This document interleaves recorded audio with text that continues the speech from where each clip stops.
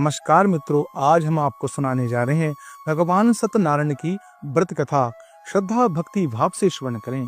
बोलो सत्यनारायण भगवान की जय।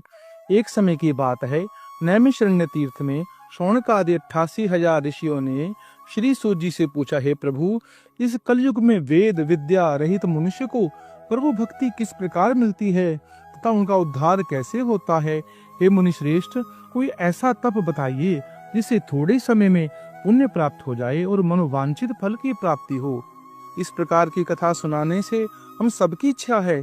पर शास्त्रों के ज्ञाता सूत जी ने कहा, हे वैष्णवों, पूज्य, आप सभी ने प्राणियों के हित की बात पूछी है, इसलिए एक ऐसा श्रेष्ठ व्रत को आप लोगों को बताऊंगा जिसे नारद जी ने लक्ष्मी नारायण जी से पूछा था और लक्ष्मीपति ने मुनि श्रेष्ठ नारद जी से कहा था।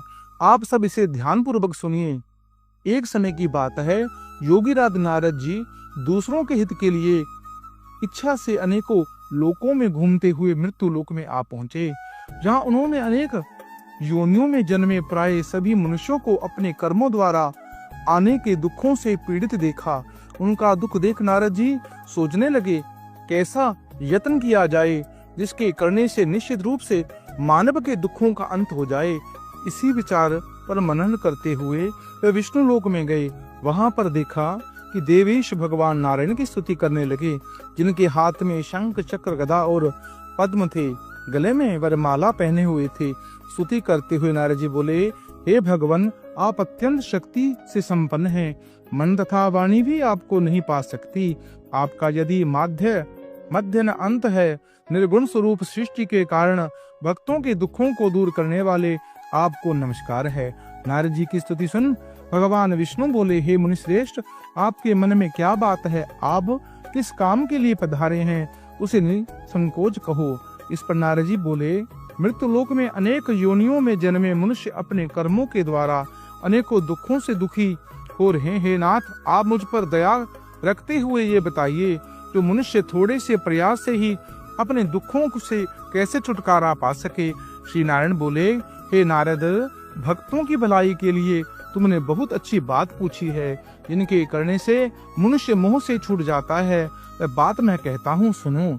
स्वर्ग लोक व मृत्यु लोक में दोनों में एक दुर्लभ उत्तम व्रत है, जो पुण्य देने वाला है। आज प्रेमवश होकर मैं उसे तुमसे कहता हूँ। श्री सत्यनारायण भगवान का यह व्रत अच्छी तरह से विद्यान पूर्वक मनुष्य तुरंत ही यहाँ पहुंचकर सुख भोग कर मरने पर मोक्ष पाता है। श्री हरि के वचन सुनकर नारद जी बोले, उस व्रत का फल क्या है, उसका क्या विधान है, यह व्रत किसने किया था, इस व्रत करने से किस दिन करना चाहिए, सभी विस्तार से कहिए। नारद जी की बात सुनकर श्री हरि बोले, दुख व शोक को दूर करने वाला यह व्रत सभी स्थानों पर विजय दिलाने वाला है। मानव भक्ति व श्रद्धा के साथ शाम को श्री सत्यनारायण की धर्म प्रायण होकर ब्राह्मण व बंधुओं के साथ करनी चाहिए। भक्ति भाव से इन निवेद्य केले का फल, घी, दूध और गेहूं का आटा सवाए ले। गेहूं के स्थान पर साठी का आटा, शक्कर तथा गुड़ लेकर वह सभी भक्षण योग्य पदार्थों को मिलाकर भगवान का भोग लगाएं। ब्राह्मणों सहित बंधु बांधवों को भी भोजन कराएं। उसके बाद स्वयं भोजन करें। भजन कीर्तन के साथ भगवान की भक्ति में लीन हो जाए।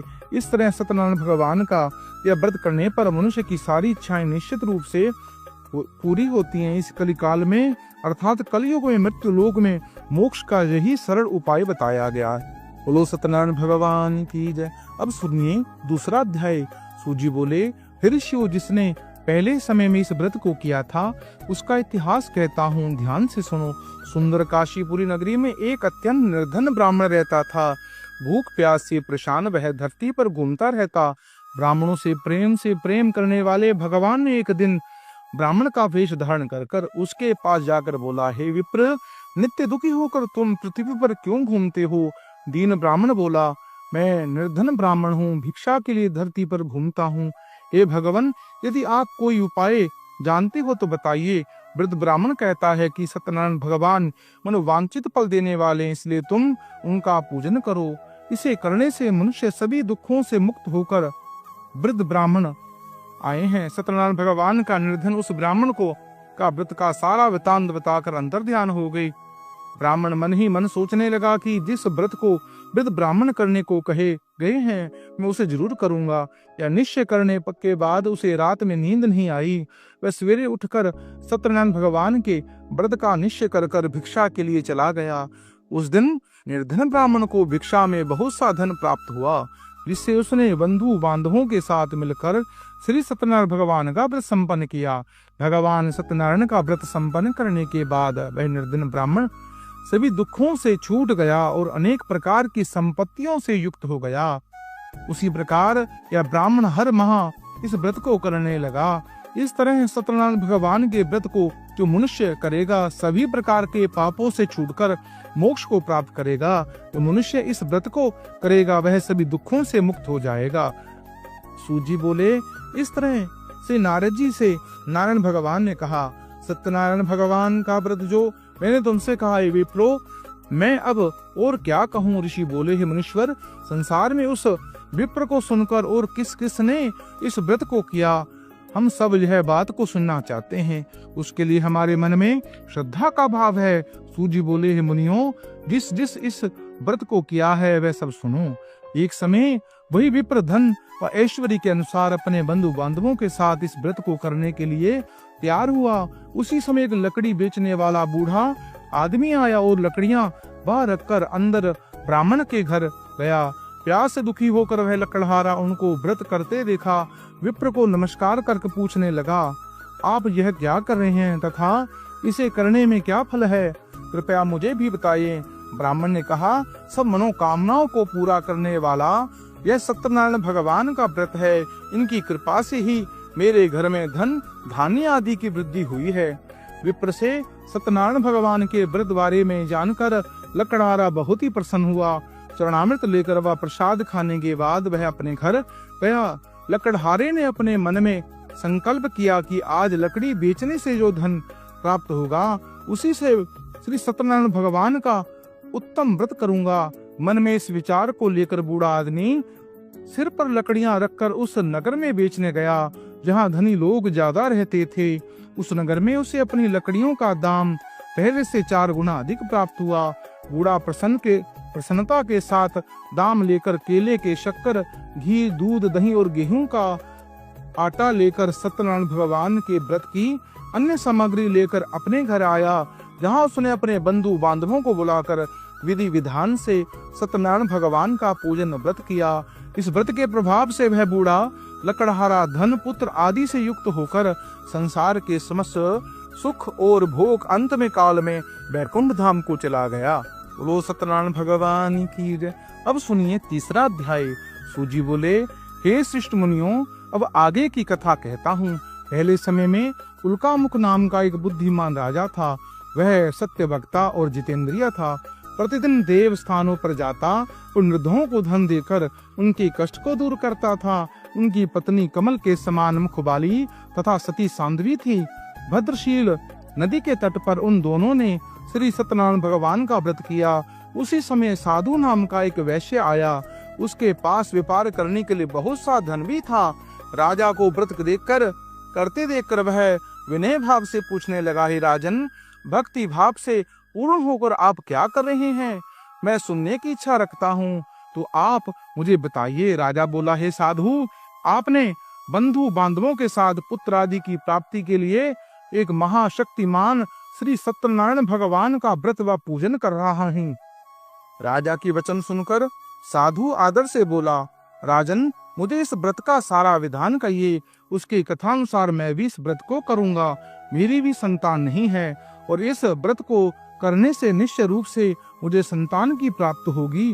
राजा से व्रत का सारा विधान सुनकर व्यापार से निवृत्त होकर वह अपने घर गया। साधु वैश्य ने अपनी पत्नी को संतान देने वाले इस व्रत का वर्णन कह सुनाया और कहा कि जब मेरी संतान होगी तब मैं इस व्रत को करूंगा। साधु ने इस तरह के वचन अपनी पत्नी लीलावती से कहे।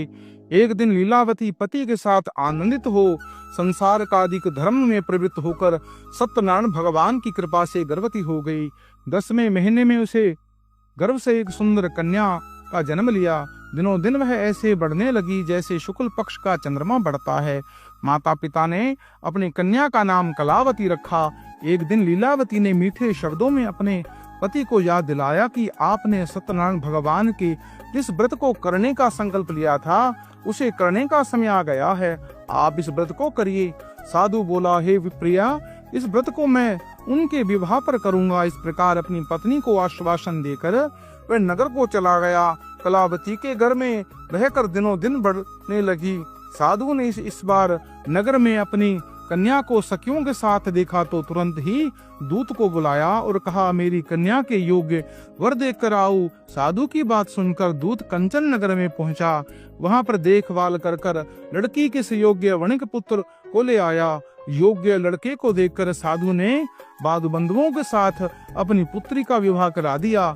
लेकिन दुर्भाग्य की बात यह है कि साधु ने भी अभी श्री सत्यनारायण भगवान का व्रत नहीं किया था। इस प्रकार श्री भगवान क्रोधित हो गए और श्राप दिया कि साधु को अत्यंत दुख मिले। अपने कार्य से कुशल साधु बनिया जमाई को लेकर समुद्र के पास स्थित होकर रत्ना सारपुर नगर में गया। वहां पर जाकर दामाद ससुर दोनों मिलकर चंद्रकेतु राजा के नगर में व्यापार करने लगे। एक दिन भगवान सत्यनारायण की माया से एक चोर राजा का धन चुरा कर भाग रहा था। उसने राजा के सिपाहियों को अपना पीछा करते देख चुराया हुआ धन वहां रख दिया जहां पर साधु अपने जमाई के साथ ठहरा हुआ था। राजा के सिपाहियों ने साधु वैश्य के पास राजा का धन पड़ा देखकर तो वह ससुर जमाई को दोनों को ही बांधकर प्रसन्नता से राजा के पास ले गए और कहा, उन दोनों चोरों को हम पकड़ लाए हैं, आप आगे की कार्रवाई की आज्ञा दें। राजा की आज्ञा से उन दोनों को कठिन कारावास में डाल दिया गया। उनका सारा धन भी उसने छीन लिया। श्री सत्यनारायण भगवान के श्राप से साधु की पत्नी बहुत दुखी हुई। घर में जो रखा हुआ धन उसे चोर चुरा ले गए।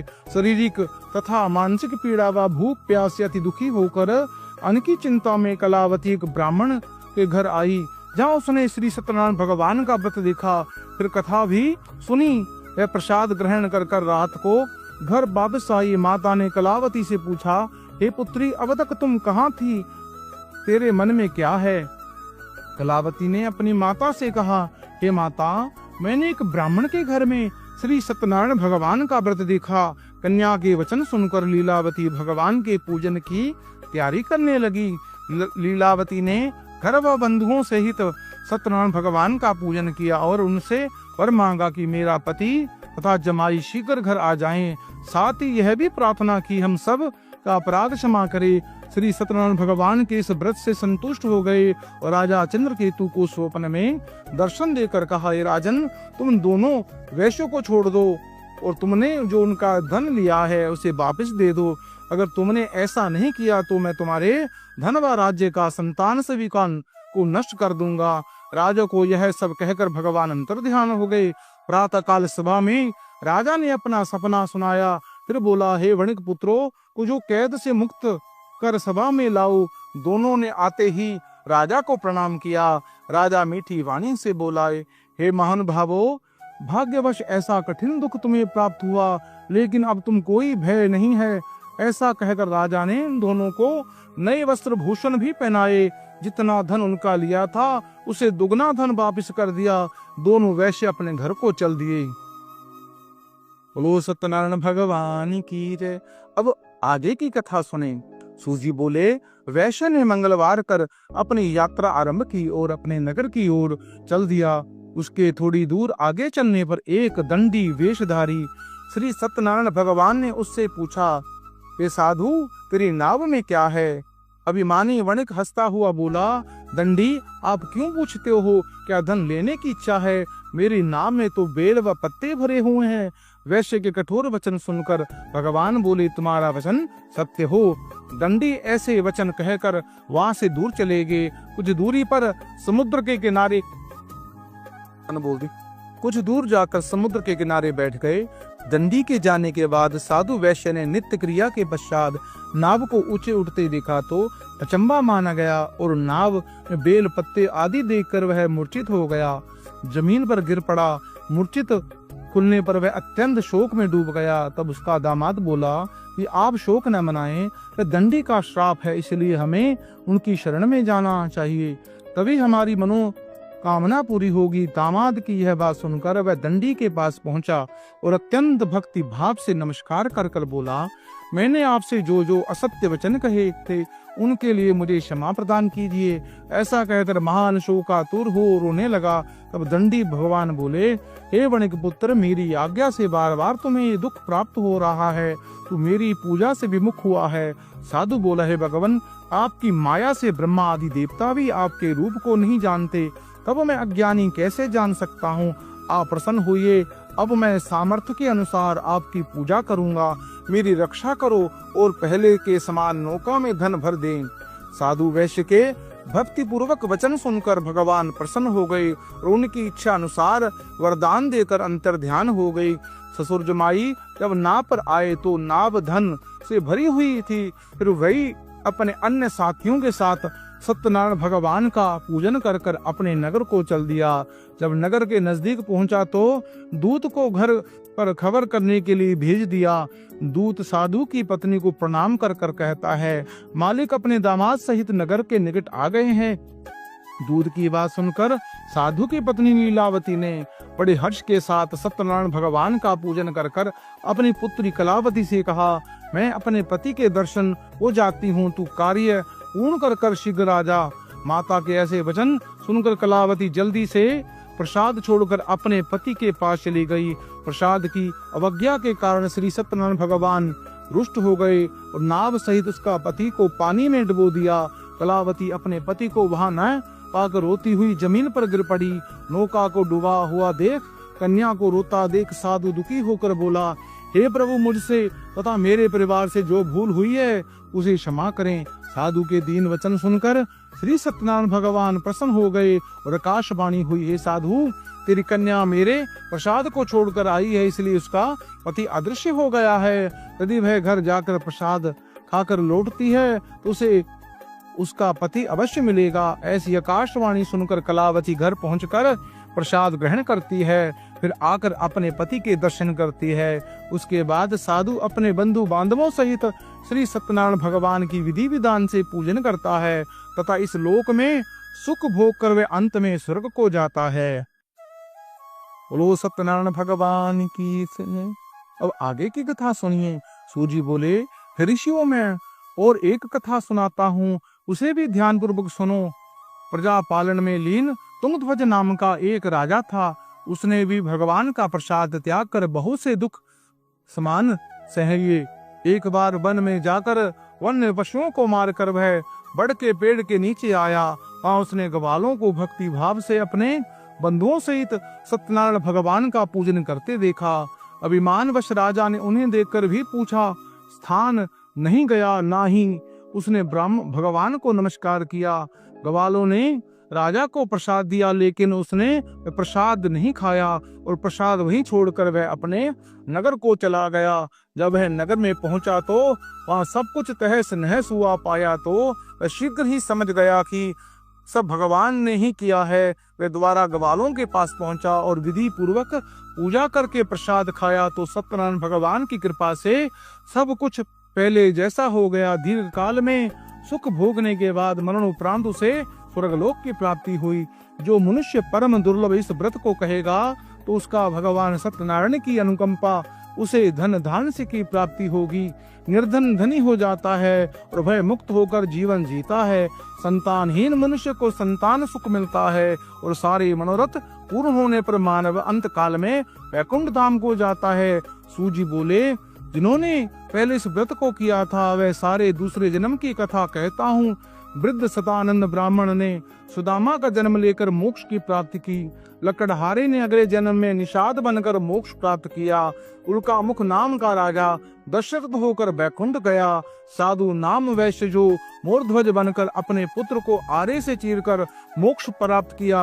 भगवान तुंगध्वज ने स्वयंभू होकर भगवान में भक्ति भाव से कर्म और मोक्ष पाया। इस प्रकार जो सत्यनारायण भगवान का कथा का श्रवण करता है, चिंतन मनन करता है, भगवान की पूजा करता है, उनको भगवान की कृपा प्राप्त होती है। उनके घर में सुख समृद्धि का वास होता है। भगवान की कृपा जन्म जन्मांतर उन पर बनी रहती है। मित्रों, ये पवित्र दायिनी मुक्तिदायिनी कथा को आप अपने इष्ट मित्रों से शेयर करें, पुण्य के भागी बने और इस चैनल को सब्सक्राइब करें और कमेंट बॉक्स में ओम लक्ष्मी नारायण अवश्य लिखें।